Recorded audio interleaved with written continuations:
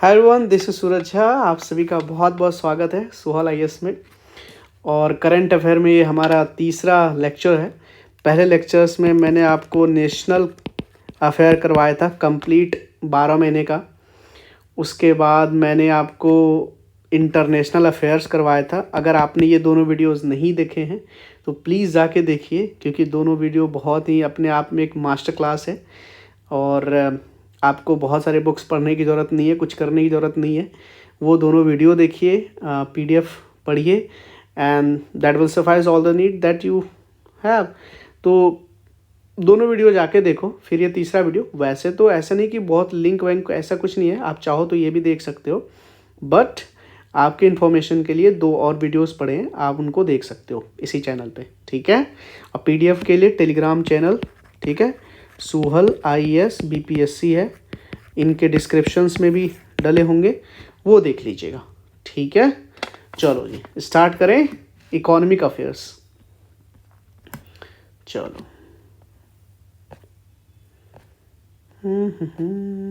ये सब बाकी डिटेल आप थोड़ा देख लेना, ये सब तो चलो।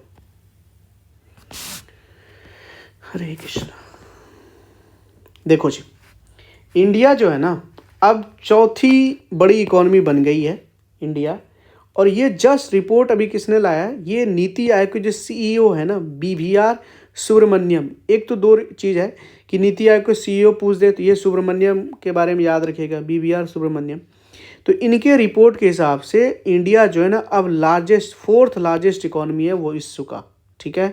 तो इंडिया पहले 5वें नंबर पे था, तो ऑब्वियस है किसी को सरपास किया होगा। तो किन को सरपास किया? जापान को। तो अब ऑर्डर कैसा है, सबसे बड़ी इकोनॉमी है यूएस की, जिसका ना लगभग 30.5 ट्रिलियन डॉलर इकोनॉमी है। उसके बाद चाइना, जिनका लगभग 19 ट्रिलियन डॉलर इकोनॉमी है। फिर जर्मनी हमसे थोड़ा आगे, एंड देन इंडिया चौथे नंबर पे। तो US, China, Germany, India, then अब जापान, ठीक है। और IMF, that is world economic outlook, ठीक है, जो ये रिपोर्ट निकालता है आईएमएफ ही, वर्ल्ड इकोनॉमिक आउटलुक। इनके हिसाब से देखोगे तो इंडिया का जो नॉमिनल जीडीपी है, नॉमिनल में आपका इन्फ्लेशन इंक्लूडेड होता है, जो नॉमिनल जीडीपी है 2026 के ईयर के लिए, वो प्रोजेक्ट मतलब अभी जो ईयर चल रहा है ना, इस साल के लिए क्या प्रोजेक्ट किया है आईएमएफ ने इंडिया का जो जीडीपी ग्रोथ है वो जरा देख लो। जीडीपी कितना फोरकास्ट किया है? $4.187 बिलियन, इतना। मतलब फिस्कल ईयर 2026 में इंडिया की जो नॉमिनल जीडीपी है कितना पहुंच जाएगी? 4.187 according to the IMF. Please याद रखिएगा, आईएमएफ कह रहा है कि 2026 फाइनेंशियल ईयर में इंडिया का जीडीपी कितना हो जाएगा? 4.187। ओके, याद रखिएगा। और अभी इंडिया चौथी सबसे बड़ी इकोनॉमी है according to the Niti Aayog CEO BVR Subrahmanyam, just surpass Japan, ठीक है। चलो अब देखो फॉरेन डायरेक्ट इन्वेस्टमेंट इंडिया में कितना इन्फ्लो हुआ। देखो फिस्कल ईयर 2014 से ही स्टडी राइज है इस एफडीआई में, मतलब ईयर ऑन ईयर बढ़ता ही गया, घटा कभी नहीं है एफडीआई, ठीक है। एफडीआई यू नो दैट ना, बाहर के जो लोग हैं या बाहर की जो कंट्री के कंपनीज वगैरह से अगर वो इंडिया में इन्वेस्ट करते हैं, ठीक है, तो वो एफडीआई होता है। देखो एक एफआईआई होता है और एक एफडीआई होता है। जब आप लॉन्ग टर्म इन्वेस्टमेंट करते हो ना किसी दूसरे कंट्री में, लेट्स से इंडिया में हो रहा है, कोई दूसरा फॉरेन कंपनी कर रहा है, तो वो एफडीआई होता है। बात समझ रहे हो? और भी बहुत सारी इकोनॉमी में पढ़ोगे ना तो उसमें बहुत सारे कंडीशंस भी लगाते हैं, बट इतना अभी आपको नहीं समझना है, ठीक है। 10% से नीचे होता है तो वो अलग अलग लिस्टेड अनलिस्टेड, इतना मैं ज्ञान नहीं दे रहा यहाँ पे, बट इतना जान लो कि लॉन्ग टर्म जो है वो एफडीआई इनफ्लो अभी कितना है वो समझ लो। फिस्कल ईयर 2025 में लगभग 81 बिलियन डॉलर है, ये याद रखना। मैं चाहता हूँ कि एफडीआई, जैसे आपका नाम सुनो, आपकी एफडीआई इनफ्लो 2025 में कितना हुआ है, फाइनेंशियल 2025 मतलब 2024 से लेकर 2025 के मार्च तक कितना हुआ है, ये 81 बिलियन डॉलर है। I want you to remember this. और आईएमएफ के हिसाब से जीडीपी कितना पहुंच जाएगा इस साल 2026 तक, याद रखना 4.187। Please remember this fact. FDI में सबसे कौन सा सेक्टर है जिनको सबसे ज़्यादा एफडीआई? Service sector. इस सेक्टर में सबसे ज़्यादा एफडीआई आया है, ठीक है। और कौन सा स्टेट को सबसे ज़्यादा इन्वेस्टमेंट मिला है बाहरी कंपनी के द्वारा? वो महाराष्ट्र है। महाराष्ट्र में सबसे पिछले साल या उसके पिछले साल ना कर्नाटका रहा करता था, लेकिन अभी आपको याद रखना है कि महाराष्ट्र में सबसे ज़्यादा एफडीआई आया है। ठीक है, अच्छा किस कंट्री से आया? ऑलवेज सिंगापुर से ही आता है, Singapore and then Mauritius, you have to remember this. ठीक है बच्चा।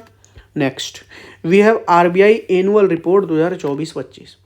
तो आरबीआई का एनुअल रिपोर्ट आता है आरबीआई एक्ट के हिसाब से। ठीक है, तो ओवरऑल सरप्लस जो आरबीआई तो अपना पैसा कमाता है ना भाई, ठीक है, गवर्नमेंट सिक्योरिटीज़ को सेल करके तो पैसे बनाती है आरबीआई। तो इनका सरप्लस कितना है देखो, 2,68,590 करोड़ रुपया आरबीआई का इस साल का सरप्लस है अकॉर्डिंग टू दिस रिपोर्ट।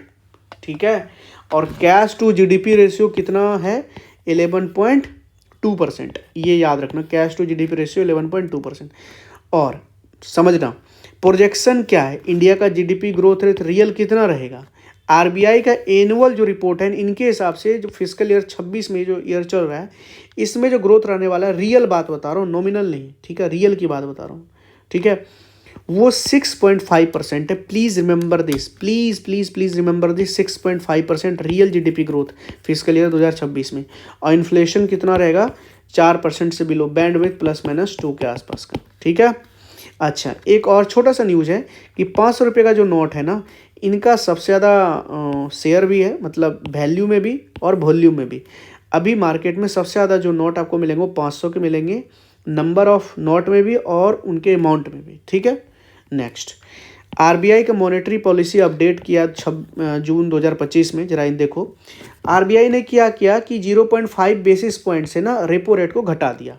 तो अभी रेपो रेट कितना है याद रखना, 5.5। ये बहुत इंपॉर्टेंट न्यूज़ है, लास्ट ईयर भी ये क्वेश्चन आया था। I want all you to remember this please. Economy का एक एक चीज़ इंपॉर्टेंट है बच्चा, प्लीज़ याद रखना। पॉलिसी रेपो रेट कितना है अभी कितना repo rate you know that ना, आरबीआई जिस रेट पे बैंकों को लोन देती है, ठीक है, तो that is called repo rate.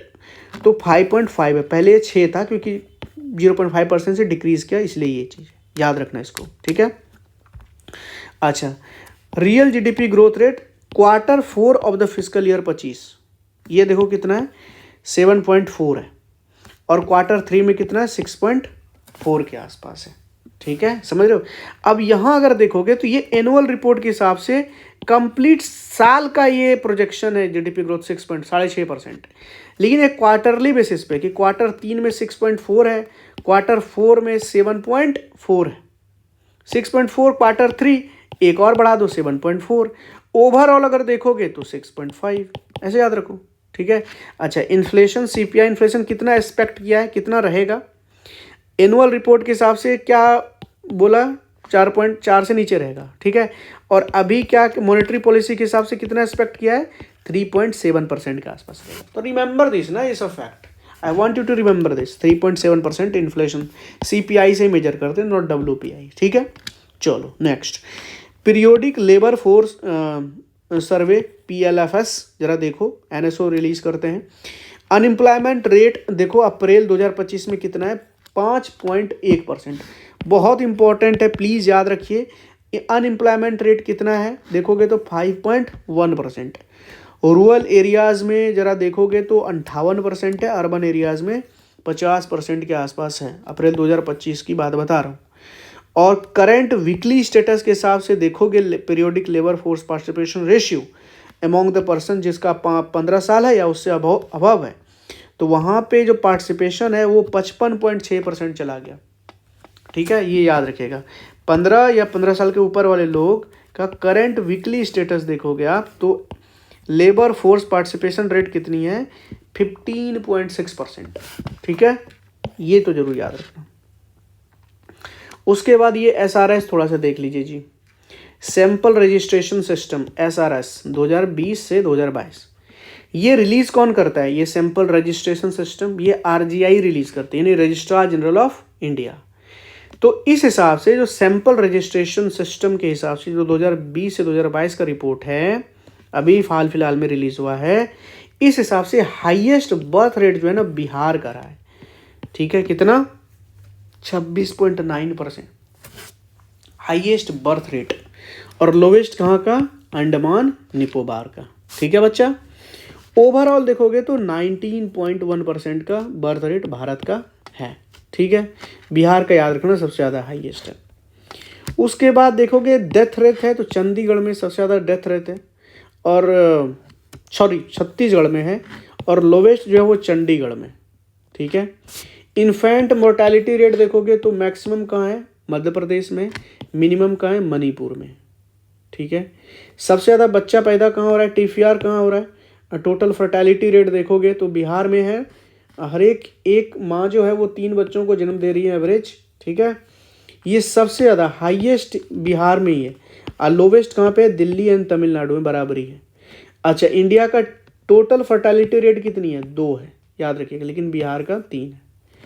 Highest sex ratio Kerala और छत्तीसगढ़ का है, लोवेस्ट उत्तराखंड का है। Let me remind you once again, सबसे ज़्यादा बर्थ रेट कहाँ है, पहले बर्थ याद करो, बिहार, और सबसे ज़्यादा डेथ रेट कहाँ है, छत्तीसगढ़। याद हुआ, समझ में आए। हाईएस्ट टीएफआर कहाँ का है, बिहार का, याद रहा कितना, 3 है। प्लीज़ याद रखो इसको। सबसे ज़्यादा बच्चे कहाँ पे डेथ हो रहा है, बच्चों का infant mortality rate, Madhya Pradesh में, याद रखो इसको। ठीक है, चलो, provisional estimates of the annual. ठीक है, जरा देखो जीडीपी 2024-2025 का प्रोविजनल एस्टिमेट के हिसाब से जीडीपी देखना है। ये रिलीज एनएसओ करता है, that is called national statics office, MoSPI के अंदर आता है, ministry of statics and program implementations.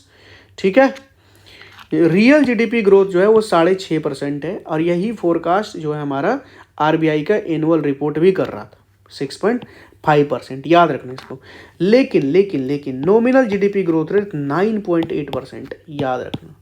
अब यही जो जीडीपी ग्रोथ रेट है ना, ये आप इकोनॉमिक सर्वे का अलग डाटा है, वो देखना, हर चीज़ को ना यहाँ से याद रखना। आरबीआई के हिसाब से रियल याद रखो 6.5, कुछ डाटा याद मत रखो, बस रियल याद रखो 6.5% जीडीपी ग्रोथ रेट, और नॉमिनल देखा जाए तो 9.8%, दैट्स ऑल। ठीक है, चलो, रीजनल रूरल बैंक है जिसको हम बोलते हैं आरआरबीज।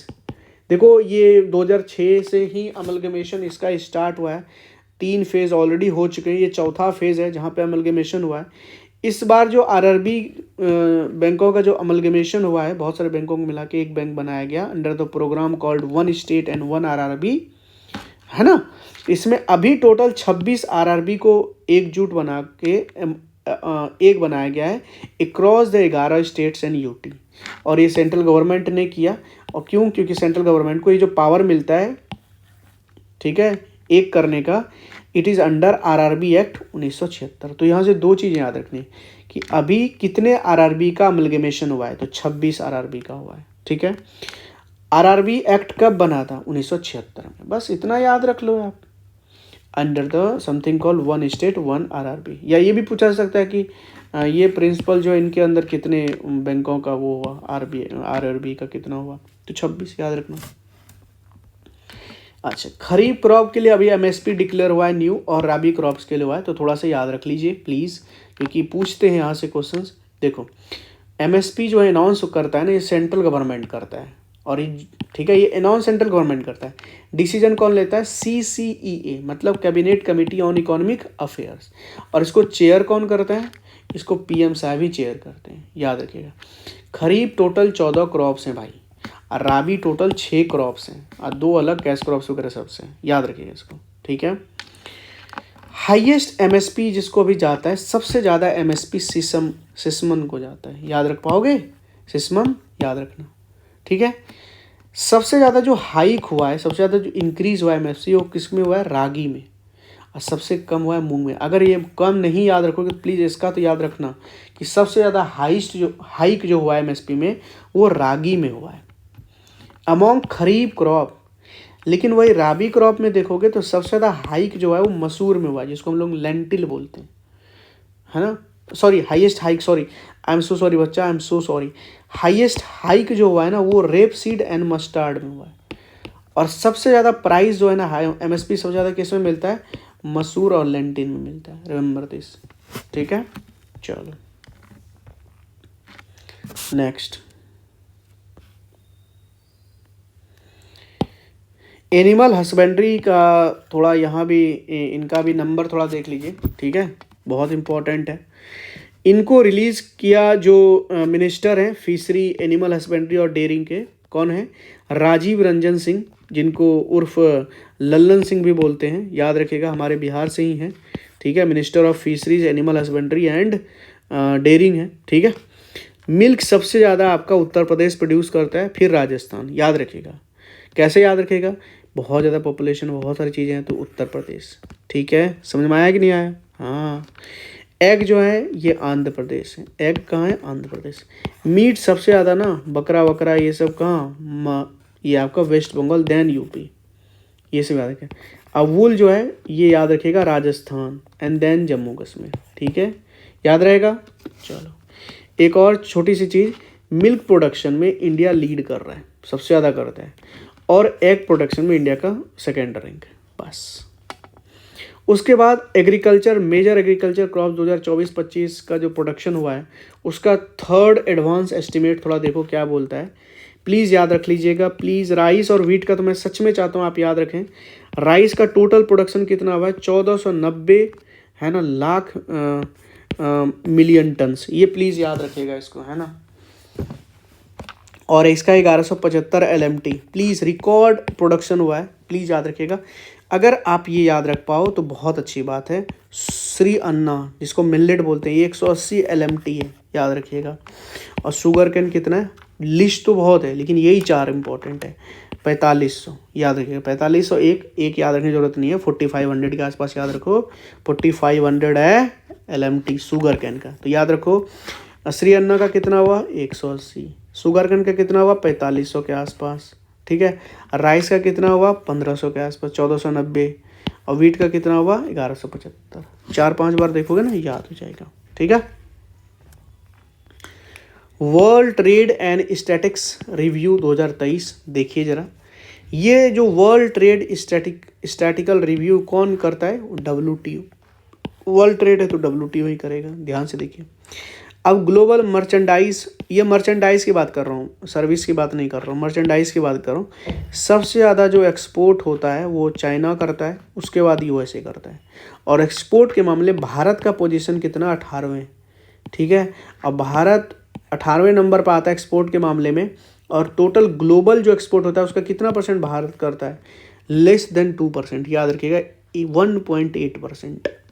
इंपोर्ट में सबसे ज़्यादा इंपोर्ट कौन करता है? जस्ट इसी को उल्टा कर दीजिए, ठीक है। US करता है सबसे ज़्यादा इंपोर्ट, और फिर चाइना है। इंडिया का पोजीशन इंपोर्ट करने में बस 18 का आधा कर दीजिए, 9, ठीक है। बहुत ईजी है यार, बहुत ईजी है। देखो एक्सपोर्टर में चाइना देन US, इंपोर्टर में पहले US देन चाइना। इंडिया का पोजीशन 18 एक्सपोर्ट करने में, तो इंपोर्ट करने में 18 का आधा 9 है, बस बात खत्म। और ये कैसे याद रखोगे? शेयर में 18 है तो 1.8, 18वें पोजीशन है तो यही 1.8 इसका शेयर भी है। व्हाट अ कोइंसिडेंस, ठीक है। इंडिया का थोड़ा पोजीशन देख लो। एल्यूमिनियम के प्रोडक्शन में इंडिया का रैंक है सेकंड, प्लीज याद रखिएगा, ठीक है। आयरन एंड स्टील यहाँ लिखा है, अच्छा लिखा है 4 है, ठीक है। चलो याद रखना इसको। अब तीसरा है लाइम के में, तो प्लीज़ एल्यूमिनियम और आयरन तो प्लीज़ याद रखिए। एल्यूमिनियम में 2 है, सेकेंड नंबर पे प्रोड्यूसर है हम, और आयरन में 4th है, प्लीज़ याद रखिए, ठीक है। वर्ल्ड इन्वेस्टमेंट रिपोर्ट कौन रिलीज करता है? ये रिलीज करता है UNCTAD, that is called UN conference of trade and development. इस हिसाब से सबसे ज़्यादा जो इन्वेस्टमेंट हुआ है वहाँ US में हुआ है, ठीक है, ठीक है, याद रखिएगा। इंडिया का में इन्वेस्टमेंट 15 नंबर पे इंडिया आता है। कितना इन्वेस्टमेंट हुआ इंडिया में? $27 बिलियन के आसपास। इंडिया रैंक 4th ग्लोबली इन ग्रीन फील्ड प्रोजेक्ट अनाउंसमेंट। नया प्रोजेक्ट जो होता है ना उसको बोलते हैं ग्रीन फील्ड प्रोजेक्ट, ठीक है। और जो एग्जिस्टिंग इंफ्रास्ट्रक्चर है उन्हीं को रीबिल्ड करना है, रीन्यू करना है, that is called brown field project, ठीक है। इंडियाज रैंक 4th ग्लोबली इन ग्रीन फील्ड प्रोजेक्ट अनाउंसमेंट, ये WTO का कहना है। UNCTAD, UN conference on trade and development. और सबसे ज़्यादा इन्वेस्टमेंट US में होता है, 15वें नंबर पे इंडिया का रैंक है। इंडिया का लार्जेस्ट ऑटोमोबाइल गति शक्ति मल्टी मॉडल कार्गो टर्मिनल कहाँ बनने वाला है? जरा देखो, ये हरियाणा के मानेसर में बनने वाला है। कहाँ पे? Maruti Suzuki limited India limited के द्वारा, ठीक है। यही कंपनी है, Maruti Suzuki India limited, Manesar Haryana. India का लार्जेस्ट ऑटोमोबाइल गति शक्ति multi modal cargo terminal, please याद रखिएगा, इंपॉर्टेंट है। उसके बाद अभी हाल में ही मई में FTA साइंड हुआ, that is called free trade agreement sign हुआ 2 कंट्री के बीच, इंडिया और यूके के साथ। प्लीज रिमेंबर दिस, ठीक है। अरे भैया रुक जाओ यार। उसके बाद इंडियाज का जो पॉवर्टी और इक्विटी ब्रीफ है, ये कौन रिलीज करता है? India's poverty and equity brief ये रिलीज करता है वर्ल्ड बैंक। देखो नाम तो आपने हो सकता है पहली बार सुना होगा, बहुत लोग हो सकता है पहले भी सुना होगा। इंडिया का जो पॉवर्टी एंड इक्विटी ब्रीफ है, ये रिपोर्ट जो है ये तैयार करता है वर्ल्ड बैंक। और इस रिपोर्ट के हिसाब से, वर्ल्ड बैंक के हिसाब से, भारत ने ना 171 मिलियन लोगों को पिछले डिकेड्स में एक्सट्रीम पॉवर्टी से बाहर लाए। कितने? 171 मिलियन। प्लीज़ याद रखिएगा। इंडिया का पहला deep water container transshipment port, deep water container transshipment port कहाँ बना? वजिंगम इंटरनेशनल सी पोर्ट। याद रखिएगा इसको, वजिंगम, इसी को कहे इंडिया का पहला है deep water container transshipment port. कौन सा पोर्ट? वजिंजम, है ना, विजिंजम इंटरनेशनल सी पोर्ट। और इसी पोर्ट को हम लोग कहते हैं इंडिया का पहला सेमी ऑटोमेटेड पोर्ट, जो इक्विप्ड है AI ड्रिवन कंट्रोल रूम के साथ। और इंडिया का ये पहला indigenous vessel traffic management system भी है जो AI ड्रिवन है, ठीक है ना। और इस प्रोजेक्ट को बनाने में किनका हाथ है? Adani port and ACZ limited, that is called APSEZ, ठीक है। ये अलग नहीं है, एक ही अडानी का कंपनी का पूरा नाम है। इंफ्रास्ट्रक्चर में लीड करते हैं अडानी ग्रुप, ठीक है। चलो, national centre of excellence for skilling, जरा देखो इसको ध्यान से। National centres of excellence for skilling, कितने जो है कितने सेंटर्स खोले गए हैं स्किलिंग करने के लिए? प्रधानमंत्री मोदी जी ने 5 new national centre of excellence for skilling खोले गए हैं under the scheme called national scheme for industrial training institute. याद रखिएगा इसको, 5 न्यू। उसके बाद देखो, वैसे तो 5 ऑलरेडी 5 इस साल, अभी मोदी जी जब रेड फोर्ट के वहाँ से संबोधित कर रहे थे हमारे देशवासियों को, तो उन्होंने कहा कि इस साल के अंतिम तक में आपको इंडिया के घर में बना हुआ खुद का एक आपको सेमीकंडक्टर जो चिप है वो मिलेगा, है ना। तो 5 ऑलरेडी देखो, हमारे 5 यूनिट ऑलरेडी असम में, फिर आपके इधर क्या कहते हैं, ये असम में आपका टाटा बना रहा है, गुजरात में भी बना रहे हैं टाटा, और भी हैं। तो 5 यूनिट्स ऑलरेडी एडवांस स्टेज पे हैं, ठीक है। और अभी जो एक नया यूपी में लगा unit, semiconductor unit under India's semiconductor mission, और ये यूपी में जो लगा, it is jointly by HCL technology and Foxconn. याद रखिएगा इसको। टोटल अभी 6 हो गए भारत में सेमीकंडक्टर यूनिट, ठीक है, याद रखिएगा। अभी जो यूपी में हुआ वो HCL टेक्नोलॉजी और फॉक्सकॉन। फिर NPS वात्सल स्कीम के बारे में आपने सुना होगा। NPS नेशनल पेंशन स्कीम के बारे में सुना है ना, बड़े लोगों के लिए होता है, लेकिन ये वात्सल बच्चों के लिए है। यूनियन बजट 2024-25 में ही आ गया था NPS वात्सल्य, ठीक है। ये पेंशन स्कीम है बेसिकली किनके लिए? माइनर्स के लिए, जिनका एज 18 साल से कम है, ठीक है। तो ऑपरेट कौन करेगा? बच्चा तो नहीं करेगा, इनका पेरेंट्स करेगा, या पेरेंट्स नहीं होंगे तो कोई गार्जियन करेगा। मिनिमम कंट्रीब्यूशन कितना कर सकते हैं आप? हर एक साल आप मिनिमम 1000 कर सकते हो। मैक्सिमम की ऐसा कोई लिमिट नहीं है। रेगुलेट करेगा PFDRA, ठीक है, pension fund for regulatory development authority, ठीक है, याद रखिएगा। प्रोविडेंट फंड फॉर, ठीक है, याद रखिएगा इसको। हाँ जी, एक है UPS, ठीक है। UPS के बारे में सोचिए, यूनिफाइड पेमेंट सिस्टम यूनिवर्सल, ठीक है। जरा देखिए, यूनिफाइड पेंशन स्कीम UPS, ठीक है। UPI पे जो है ना वो UPI मत समझिएगा, ये UPS है। देखो, अगर UPS क्या होता है? ये काइंड ऑफ यूनिफाइड है। अगर मान के चलो एक NPS है, ठीक है, एक UPS है, तो आपके पास ऑप्शन है, इधर यू चूज़ ये NPS और UPS। बट एक बार अगर आपने UPS चूज़ कर ली तो फिर रिवर्ट आप कर नहीं सकते, ठीक है। समझ रहे हो? तो इनका UPS का जो बेसिकली बेनिफिशियरी कौन होगा? ये सेंट्रल गवर्नमेंट के एम्प्लॉय होंगे, और अगर कोई स्टेट इसको लागू करेगा तो बिल्कुल स्टेट भी लागू कर सकता है। तो मैं ये बताने की कोशिश कर रहा हूँ, इस UPS में, यूनिफाइड पेंशन स्कीम में, ठीक है, एम्प्लॉय का और एम्प्लॉयर का कितना कंट्रीब्यूशन होता है, तो याद रखना एम्प्लॉय जो काम करता है उसका 10% कंट्रीब्यूशन है कि वो अपनी सैलरी का 10% देता है इसी यूपीएस में, ताकि बाद में उनको पेंशन मिले इसी पैसे से। और एम्प्लॉयर 18.5% देता है, याद रखना। तो 10 और 18.5 एम्प्लॉयर कंट्रीब्यूट करेगा, 10 एम्प्लॉय कंट्रीब्यूट करेगा, और basic salary and dearness allowances, ठीक है, याद रखिएगा। महाराष्ट्र भारत में पहली स्टेट है जो इम्प्लीमेंट किए इसी यूपीएस को, ठीक है। चलो जी, next we have UN sustainable development goal index. जरा देखो, इस एसडीजी इंडेक्स में इंडिया का पहली बार रैंक जो है वो 100 से कम में आया है, वरना हर बार 100 से ऊपर ही आता है। इस बार इंडिया का रैंक है एसडीजी में 99। प्लीज़ याद रखिए, इज़ अ वेरी इंपॉर्टेंट, 99, ठीक है। एसडीजी गोल हमारे पास कितने हैं, टोटल 17 है, याद रखिए, ठीक है। ये मैंने बहुत बार याद भी करवाया आप लोगों को, याद रखिए।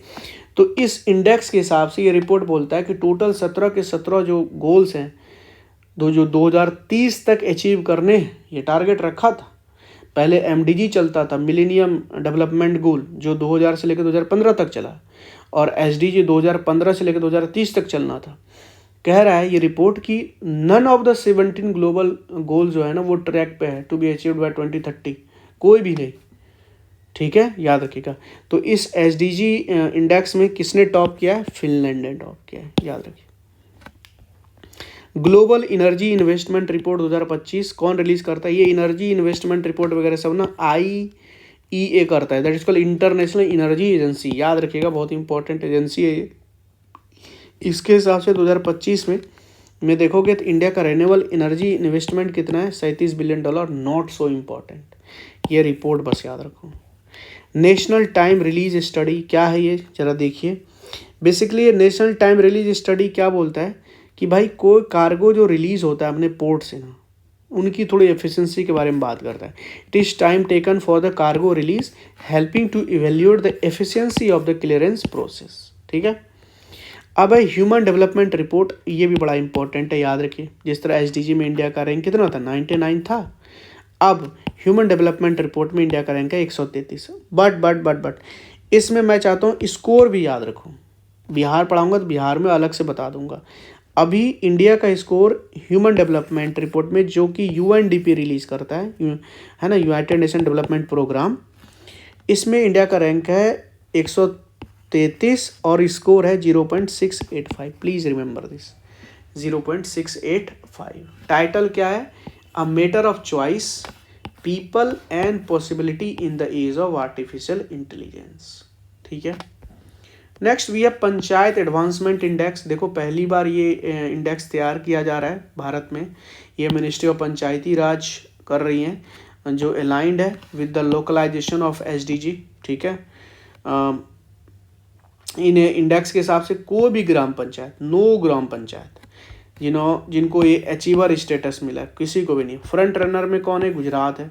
बिहार किस कैटेगरी में आता है, एस्पिरेंट स्टेटस कैटेगरी में आता है, रिमेंबर दिस। इस पंचायत एडवांसमेंट इंडेक्स में बिहार एस्पिरेंट स्टेटस में आता है, ठीक है, मिनिस्ट्री ऑफ पंचायती राज, ठीक है, याद रखिएगा। अच्छा, इंडिया का देखिए, ये बता चुका हूँ, आयरन में कितना है, 4th है, एल्यूमिनियम में कितना है, 2 है, please remember this. Energy statics India का रिपोर्ट जरा देखो, एनर्जी स्टैटिक्स ये NSO करता है, नेशनल स्टैटिकल ऑफिस या national statics office, please remember this, ठीक है बच्चा। NSO energy statics India 2005 report. इस हिसाब से ये 4 चीज़ें, एक तो फॉसिल फ्यूल का रिजर्व बताऊंगा, क्रूड ऑयल का रिजर्व बताऊंगा, नेचुरल गैस का रिजर्व बताऊंगा, और रिन्यूएबल एनर्जी का पोटेंशियल बताऊंगा। प्लीज़ याद रखिएगा 4 के 4।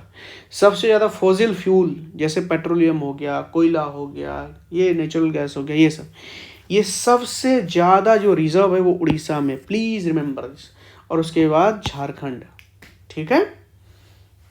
उसके बाद क्रूड ऑयल रिजर्व देखोगे तो क्रूड ऑयल सबसे ज़्यादा वेस्टर्न ऑफशोर में है as compare to the eastern offshore. Western offshore के बाद फिर असम क्रूड ऑयल में, ठीक है। मैं पूछूंगा बीच में, याद रखना इसको कि फॉसिल फ्यूल में उड़ीसा है, क्रूड ऑयल में वेस्टर्न ऑफशोर है, नेचुरल गैस में भी वेस्टर्न ऑफशोर है, जहाँ क्रूड ऑयल है, वहीं पे नेचुरल गैस। और रिन्यूएबल एनर्जी पोटेंशियल में राजस्थान है, प्लीज़ रिमेंबर दिस। अच्छा बताओ, सबसे ज़्यादा जो वूल है कौन प्रोड्यूस करता है, बताओ बताओ। राजस्थान, उसके बाद जम्मू कश्मीर। सबसे ज़्यादा मिल्क बताओ कौन प्रोड्यूस करता है, यूपी। सबसे ज़्यादा मीट कौन प्रोड्यूस करता है, बोलो, वेस्ट बंगाल। बताया था, याद है, चलो। और रिन्यूएबल एनर्जी में राजस्थान, और विंड सबसे ज़्यादा है, उसके बाद सोलार है, याद रखिएगा। पर कैपिटा इलेक्ट्रिसिटी कंजप्शन कितना है जरा देखो, 1106 किलोवाट पर पर्सन है भाई, 1106 किलोवाट, याद रखिए इसको, ठीक है। पर कैपिटा एनर्जी कंजप्शन है, बिहार में भी बताऊंगा, ठीक है। लास्ट 10 साल में ना लगभग 48% का इंक्रीमेंट हुआ है। और इंडिया का डिपेंडेंसी देखोगे आप तो सबसे ज़्यादा क्रूड ऑयल पे 89% क्रूड ऑयल पे डिपेंडेंट है इंडिया। डिपेंडेंसी है भाई दूसरे कंट्री पे। नेचुरल गैस पे 46%, फिर कोल पे 26%, ठीक है। Household consumption expenditure survey थोड़ा हुआ है, देखो जरा। ये household consumption expenditure survey कौन रिलीज करता है, मॉस्पी। मॉस्पी मतलब होता है ministry of statics and programme implementation, ठीक है, मॉस्पी।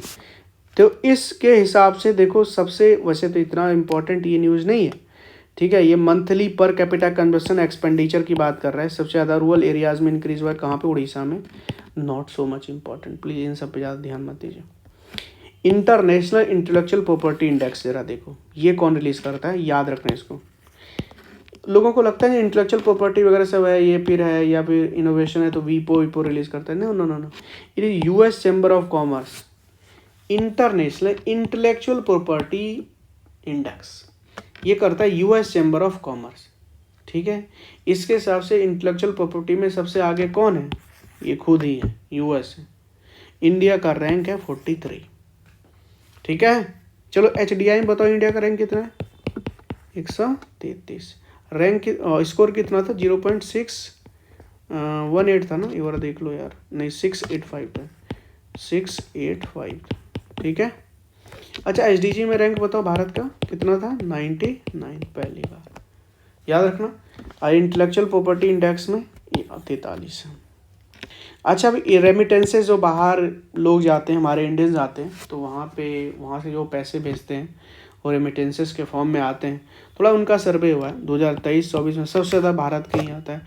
तो 118 बिलियन डॉलर के आसपास आया हमारा भारत रेमिटेंसेस, याद रखिएगा।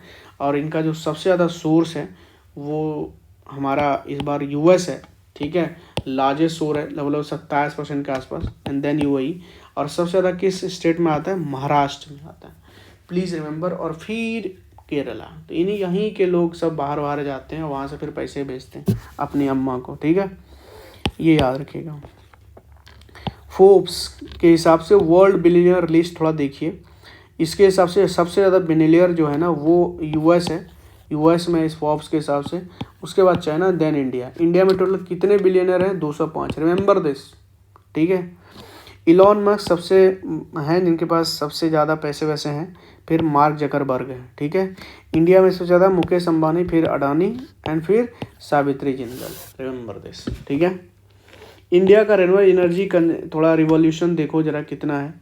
इंडिया का total non fossil fuel energy capacity कितना है पता है, 217 गीगावाट। सबसे ज़्यादा रिन्यूएबल एनर्जी में राजस्थान, यू नो दैट, ठीक है, याद रखना इसको। 217 गीगावाट इंडिया का total non fossil fuel energy capacity है, 217 गीगावाट। टारगेट कितना है, 500 गीगावाट बाय 2030, याद रखना इसको। वर्ल्ड एम्प्लॉयमेंट है ना and social outlook trend by ILO, important, याद रखो ये रिपोर्ट। ये सोशल, जैसे एम्प्लॉयमेंट एंड सोशल आउटलुक आ गया ना, इंटरनेशनल लेबर ऑर्गेनाइजेशन, याद रखिए इसको, ठीक है। उसके बाद है 6th logistic ease across different state, that is called LEADS. इनको ये जो चीज़ है ना, ये किनके द्वारा स्टार्ट किया गया है, मोसी के द्वारा। ये लीड्स के बारे में याद रखना, what is LEADS, logistics ease across different states. ये मोसी के द्वारा रिलीज किया गया, मिनिस्ट्री स्टार्ट किया जा रहा है, मिनिस्ट्री ऑफ कॉमर्स इंडस्ट्री बोलते हैं इसको, मोसी, है ना। इसके हिसाब से बिहार को फास्ट मूवर बताया गया under the landlocked states, fast mover. फिर देखोगे तो एक इंडेक्स है that is called quality of public expenditure, QPE। ये क्वालिटी ऑफ पब्लिक एक्सपेंडिचर का रिपोर्ट RBI रिलीज करता है। बस अब जरा बहुत इंपॉर्टेंट ये क्वेश्चन है, याद रखो MSME सेक्टर को लेकर के। MSME एक ऐसा सेक्टर है, माइक्रो एंड स्मॉल मीडियम वगैरह, ठीक है, इंटरप्राइजेस। GDP का 29% शेयर ये MSME देता है, ठीक है। वर्कफोर्स कितना इंगेज करता है, 60%, और एक्सपोर्ट कितना, 40%। सोचो MSME कितना इंपॉर्टेंट है भारत के लिए। भाई 29% पूरा GDP ले रहा है यार, 60% वर्कफोर्स को इंगेज करके रखा है, कितनी इंपॉर्टेंट सेक्टर है। अब 40% एक्सपोर्ट को देख रहा है। तो अभी डेफिनेशन में थोड़े बदलाव किए गए हैं। देखो एक्चुअली ये माइक्रो स्मॉल मीडियम इंटरप्राइजेज जो है ना, इनका डेफिनेशन दो वजहों से होता है, एक इन्वेस्टमेंट और टर्नओवर को पैरामीटर पे होता है। पहले क्या था, अलग अलग थी यार, लेकिन अभी थोड़ा चेंज वेंज हुई है, ठीक है, याद रखिएगा इसको।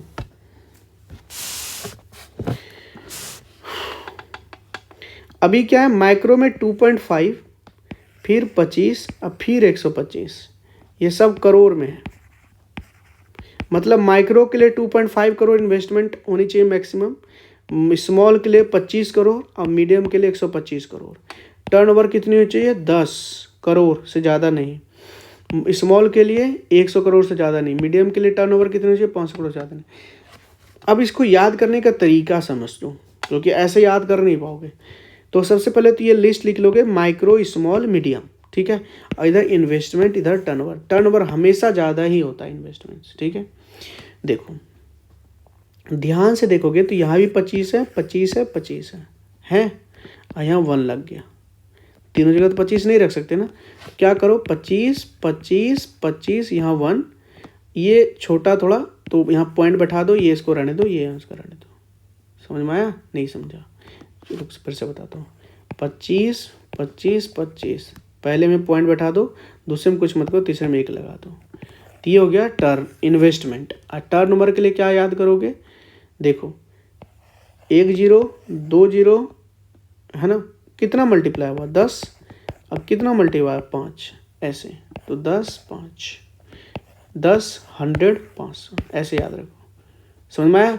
तो 2.5 25 125 10 100 500, बस ये इन्वेस्टमेंट, ये टर्नओवर, ये माइक्रो स्मॉल मीडियम, खत्म। डेफिनेशन पूछ लेगा, याद रखिएगा। ग्लोबल पेंडेमिक एग्रीमेंट पहली बार साइंड हुआ है, ये WHO के हिस्ट्री में दूसरा है आई थिंक। ये फर्स्ट एवर WHO ने अडॉप्ट किया, first ever GPA global pandemic agreement. इनका जो वर्ल्ड हेल्थ असेंबली अभी हुआ था, ठीक है। और देखा जाए अगर इसको एटलीस्ट 60 कंट्री ने रेटिफाइड कर दिया तो ये लीगली बाइंडिंग हो जाएगा, ठीक है, ग्लोबल पेंडेमिक एग्रीमेंट। तो ये याद रखना, इसको WHO ने लॉन्च किया था, अडॉप्ट किया था, ठीक है, कोई US नहीं। फिर इंडिया का मेजर पोर्ट ने, अभी कुछ मेजर पोर्ट है जिन्होंने हिस्टोरिक माइलस्टोन को अचीव किया in terms of cargo handling.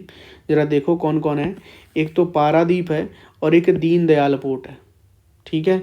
It has surpassed 150 million ton cargo handling work, commendable job बच्चा, ठीक है। पारादीप एंड दीनदयाल याद रखना, ठीक है।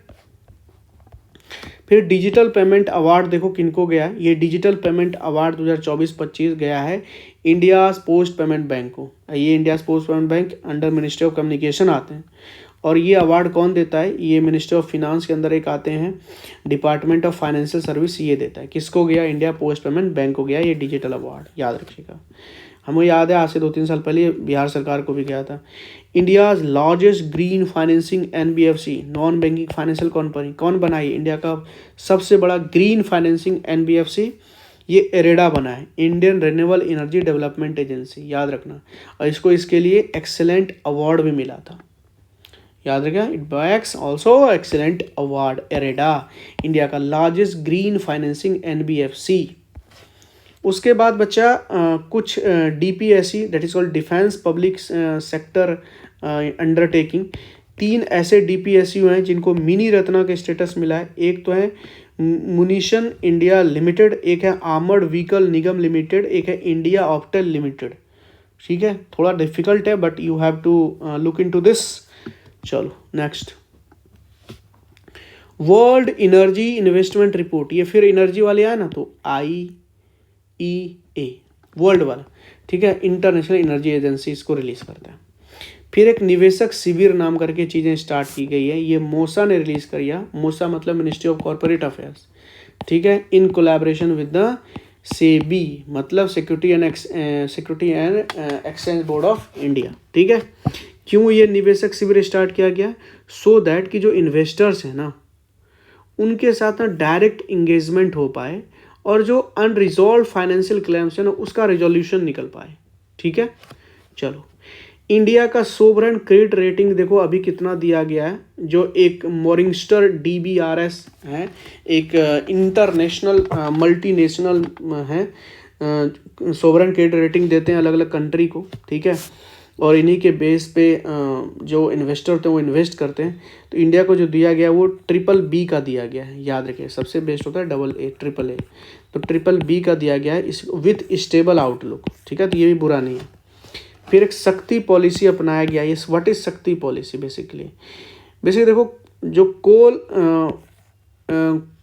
कोल बिडिंग वगैरह सब होता है ना, ये सब, तो पहले क्या होता था ना, पहले नॉमिनेशन होता था अगर किसी को कोल ब्लॉक देना है। तो अब क्या होता है, थोड़ा transparent auctions and tariff based bidding system से होता है कोल एलोकेशंस। याद रखिएगा, शक्ति पॉलिसी कोल एलोकेशंस को लेकर के। वर्ल्ड का इंपॉर्टेंट है, world hydrogen summit and exhibition 2025 कहाँ हुआ है?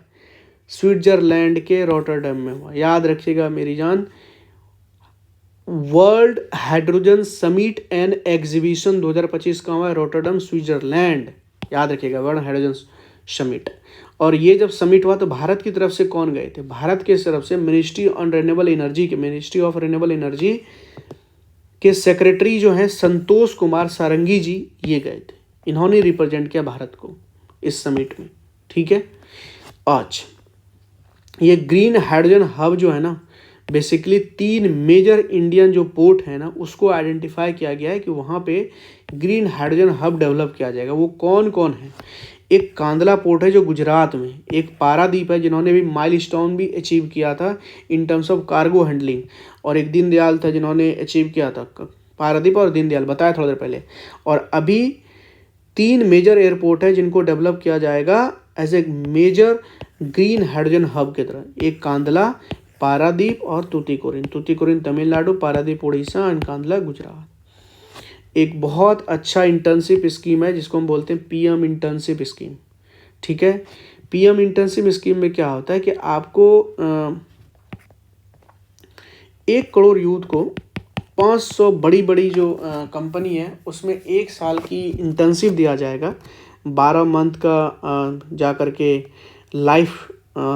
रियल लाइफ एक्सपीरियंस आपको दिया जाएगा इंडिया के टॉप कंपनीज़ में।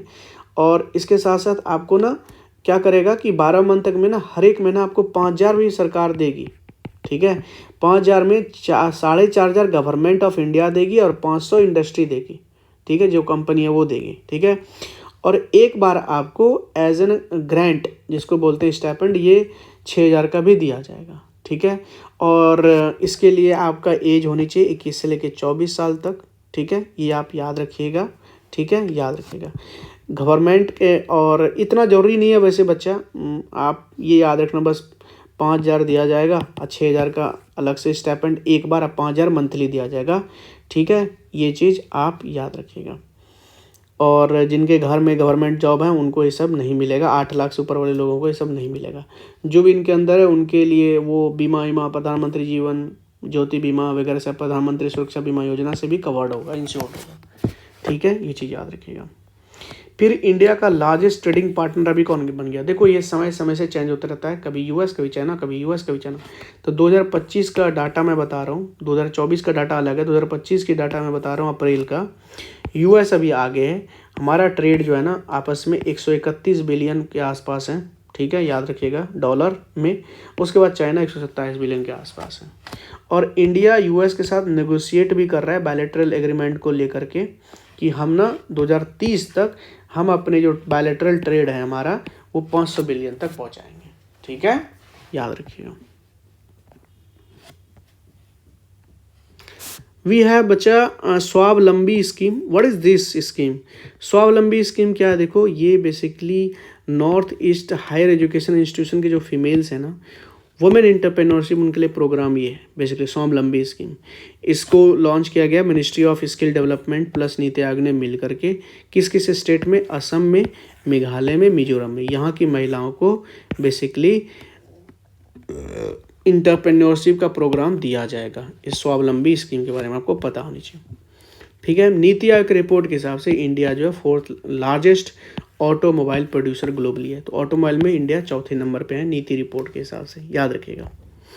अभी आपको पता है कि 2014-15 में के आसपास, एग्जैक्ट डेट हमें याद नहीं है, बट एक गोल्ड मोनिटाइजेशन स्कीम वगैरह सब आए थे। ठीक है, तो अभी वो सब हटा दिया गया, डिसकंटिन्यू कर दिया गया। मिनिस्टर ऑफ फिनांस का भी आया था notification, discontinuation of the medium and long term gold monetisation schemes वगैरह सब। ठीक है, इंडिया का एक्सपोर्ट देखोगे तो अभी हिस्टोरिक हाई है। अगर देखोगे तो 2023-24 में एक्सपोर्ट हमारा लगभग 778 बिलियन डॉलर के आसपास है। इसमें मर्चेंडाइज देखोगे तो 437 बिलियन डॉलर है। सबसे ज़्यादा हम एक्सपोर्ट यूएस को कर रहे हैं, देन यूएई, देन नीदरलैंड। ये बड़ा इंपॉर्टेंट है यार, सोचो नीदरलैंड कहाँ है? USA, UAE and Netherland. ये ऑर्डर याद रखो एक्सपोर्ट का। ठीक है, इंडिया का पहला हाइड्रोजन ट्रांसपोर्टेशन पाइप्स ये किसने बनाया है? बहुत इंपॉर्टेंट है, टाटा स्टील ने बनाया। ठीक है, याद रखिएगा। नेशनल टर्मरिक बोर्ड की गठन किया गया है, कहाँ पे? ये निजामाबाद है तेलंगाना में, वहाँ पे। इनका इंस्टॉलमेंट न्यू दिल्ली में किया गया। और ये किन के अंदर आएंगे? मोसी के अंदर आएंगे, मतलब ministry of corporate, ministry of consumer, ministry of, एक second, just give me a second, ministry of commerce. देखो लिखने पे चीज़ें आती हैं, एंड इंडस्ट्री। ठीक है, कॉमर्स इंडस्ट्री पे, ministry of commerce and industry, Nizamabad Telangana. ठीक है, और इस हिसाब से अगर टर्मरिक देखोगे, हल्दी में इंडिया लार्जेस्ट प्रोड्यूसर भी है, कंज्यूमर भी है और एक्सपोर्टर भी है टर्मरिक का ग्लोबली। ठीक है, अगर आप देखोगे एशियन फिशरीज और एक्वाकल्चर फोरम के हिसाब से न्यू दिल्ली में ये फोरम हुआ, एक्वाकल्चर, एशियन वगैरह फिश को याद रखना थोड़ा। इंडिया का ग्लोबल रैंकिंग देखो प्रोड्यूसर फिशरीज में, ये सेकंड लार्जेस्ट है। ठीक है, एक्वाकल्चर में भी सेकंड है। वैसे देखोगे तो देखो एक्वाकल्चर अलग है, फिश अलग।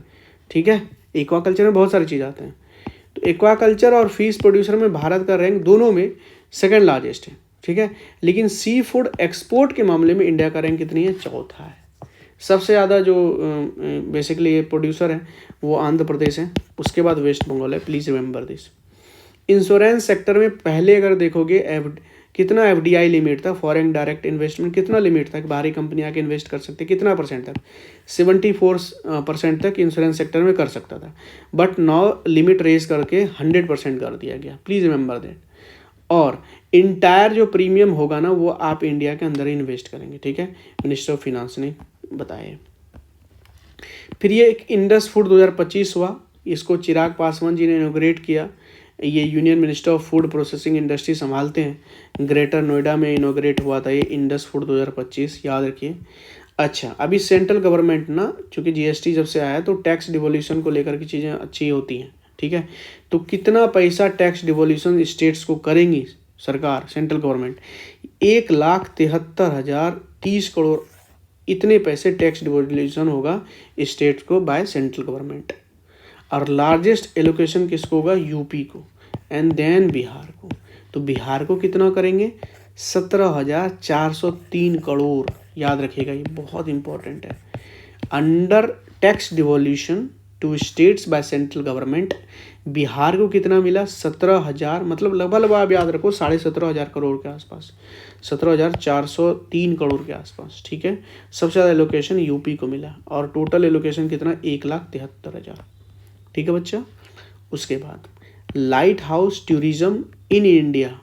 देखो क्या है ना कि बेसिकली मैरीटाइम सब एरिया, बीचेस हैं, तो वहाँ पे टूरिज्म को डेवलपमेंट करने के लिए ये चीज़ें स्टार्ट की गई थी। 2024 में अगर देखोगे तो पीएम ने 75 लाइट हाउस को इनॉग्रेट किया था, डेडिकेट किया था कंट्री को विथ टूरिस्ट फैसिलिटीज़, और it is under the part of India's maritime vision 2030 और अमृतकाल विजन 2047। ठीक है। उसके बाद वी हैव समथिंग कॉल्ड विरासत। व्हाट इज़ विरासत? बेसिकली क्या है ना, it is kind of thing जिसमें कि हम लोग सेलिब्रेट करेंगे हैंड वुवन साड़ी जो भारत बनाता है, कॉल्ड विरासत। ठीक है, हाथ से बुने हुए साड़ीज। फिर इंटरनेशनल कॉपर एसोसिएशन को किसने ज्वाइन किया? अभी हिंडाल्को ने ज्वाइन किया। Please remember this, Hindalco company ने ज्वाइन किया इंटरनेशनल कॉपर एसोसिएशन को। ठीक है, हिंडाल्को। फिर वर्ल्ड मोस्ट वैल्यूएबल कंपनी अभी कौन है? निविडिया। इन्होंने बीट किसको किया? एप्पल को। निविडिया चले गए, क्यों पता है? क्योंकि एप्पल का डिमांड जो है हुआई आने से चाइना में गिर गया था, इस वजह से। उसके बाद इंडिया देखोगे तो स्मार्टफोन के मार्केट में सेकंड लार्जेस्ट है, जो पिछली बार पूछा भी गया था एग्जाम में।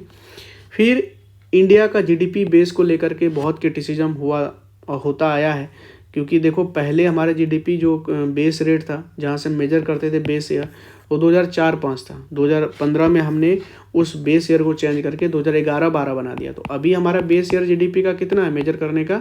2011-12 है। ठीक है, बात समझ रहे हो? तो अभी क्या हुआ, डिस्कशन चल रहा है कि क्या होनी चाहिए। तो जो मॉस्पी है, ministry of static and programme, इन्होंने बहुत सारे इकोनॉमिस्ट को और बहुत सारे एक्सपर्ट ग्रुप को बुलाया है, ठीक है, डिस्कस करने के लिए। फिर टूना क्लस्टर का डेवलपमेंट करने का सोचा जा रहा है, कहाँ पे? अंडमान एंड निकोबार में। Please remember that, development of tuna cluster, sorry. फिर इंटरनेशनल फाइनेंस कॉरपोरेशन है ना, वर्ल्ड बैंक के अंदर में पार्ट है, प्राइवेट है। इंटरनेशनल फाइनेंस कॉरपोरेशन IFC, इन्होंने अनाउंस किया कि भारत को ना, ये बेसिकली भारत में 400 मिलियन डॉलर इन्वेस्ट करेंगे in Bajaj finance limited. Bajaj finance limited में ये EV इलेक्ट्रिकल व्हीकल्स को लेकर के हैं, जो 2 व्हीलर के हैं, 3 व्हीलर के हैं, 4 व्हीलर्स के। तो इनके लिए उन्होंने 400 मिलियन इन्वेस्ट किया बाय IFC इन बजाज फाइनेंस लिमिटेड। बहुत इंपॉर्टेंट है, प्लीज़ याद रखिए इसको। अब लास्ट है कुछ, ठीक है बच्चा। उसके बाद है नेशनल इलेक्ट्रिसिटी प्लान। इस प्लान के हिसाब से इंडिया का टारगेट क्या है कि 500 गीगावाट है 2030 तक, याद है आपको, और 100 गीगावाट और बढ़ा दो 2 साल में। ठीक है, इंडिया का रिन्यूएबल एनर्जी इंटीग्रेशन है बेसिकली, याद रखिए। PM E-ड्राइव स्कीम, E-ड्राइव नाम से ही पता है, PM electric drive revolution in innovative vehicle and enhancement schemes. India का 14वां महारत्ना कंपनी कौन बना है? HAL, that is Hindustan aeronautics limited. Please remember this, Maharatna है ना इसलिए इंपॉर्टेंट है, हॉल बना है। उसके बाद IIFT, that is called Indian institute of foreign trade. इनका पहला ओवरसीज कैंपस कहाँ खुला है? दुबई में। ओ भाई, आपको नहीं लगता है कि ये जो लिखा हुआ है ये किसी कंप्यूटराइज्ड है? जस्ट दिस, हमें खुद ही विश्वास नहीं हो रहा। ओके, तो बड़ाई नहीं कर रहा हूँ खुद का। Indian institute of foreign trade IIFT under ये आते हैं, वही कॉमर्स मिनिस्ट्री के अंदर में। ये पहला ओवरसीज कैंपस इन्होंने दुबई में खोला। ठीक है, उसके बाद डिस्कवरी हुआ क्रूड ऑयल का। अभी ONGC ने डिस्कवरी किया, oil and natural gas corporation ने, कहाँ पे? यूपी में, यूपी के बलिया डिस्ट्रिक्ट में क्रूड ऑयल की डिस्कवरी। ये है आपका इंटायर इकोनॉमिक अफेयर्स पूरे 1 साल का, जो इम्पोर्टेंट है, कॉम्प्रिहेंसिव है। तो अभी तक 3 लेक्चर्स गया है, इसके बाद इन्वायरमेंट, देन साइंस टेक। ठीक है, ये ला दूंगा, इन्वायरमेंट पहले ला दूंगा, फिर देखूंगा साइंस टेक वगैरह सब देखूंगा। इन्वायरमेंट के बाद आई विल ट्राई कि मैं बिहार स्पेशल जल्दी लाऊं। ठीक है, वो बहुत ज़रूरी है वो भी, क्योंकि 8-9 क्वेश्चन वहाँ से भी बनते हैं बच्चा। ठीक है, चलो, आई होप कि आपको बहुत अच्छा लगा होगा, और प्लीज़ बताइए कमेंट सेक्शन में कैसा लगा आपको। और PDF के लिए आपको ग्रुप ज्वाइन करना पड़ेगा, वो आप टेलीग्राम वाला चले जाइए, डिस्क्रिप्शन बॉक्स में होगा, वहाँ से आप PDF डाउनलोड कर सकते हैं और इन्जॉय कीजिए, पढ़िए। आई होप कि आपकी पढ़ाई बहुत अच्छी चल रही होगी। बचे हुए दिन बहुत हैं, आप आराम से पढ़ो। ठीक है, मतलब मज़े से पढ़ो, दबा के पढ़ो, जितना पढ़ सको उतना पढ़ो। ठीक है, बस समय बर्बाद नहीं करना है। चलो, इसी नोट के साथ मैं आपसे विदा लेता हूँ। This is Suraj Jha signing off. जय हिंद, वंदे मातरम।